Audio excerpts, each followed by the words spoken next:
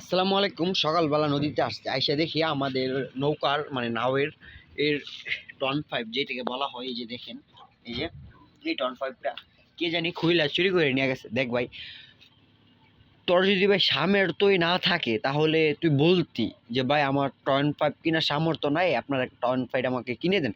এই টন ফাইভটা ভাই তোর চুরি করে নাও, ঠিক হয়েছে? ভাই এখন মানুষের অভাবের সময়, গাং বন্ধ, নদী বন্ধ, তাই না? তুই ভাই টন ফাইভ ব্র্যান্ডের চুরি কইরা, এই টন ফাইভে না আমার চাস্তো ভাইয়ের নাওয়ের আপনার ইয়াও নিচে চুরি কইরা, হয় যে মেশিন নিচে চুরি কইরা, মেশিনের ফার্ম নিচে চুরি কইরা প্রায় 50 থেকে 60 হাজার টাকার মাল একটা মেশিন আর ফার্মটা, বুঝছেন? চুরি করে নিচে চুরেরা।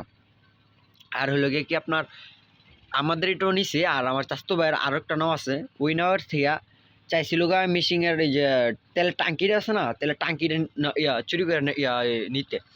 তো ওরা চুরি করে নিতে আর পারে নাই, মনে কেউ আসতে রয়েছে, দেখছে, দেখে সেটা টার পেলাইছে আর নিতে পারে নাই, বুঝছেন? বলেন এই চুরেদেরকে কি করা যায়?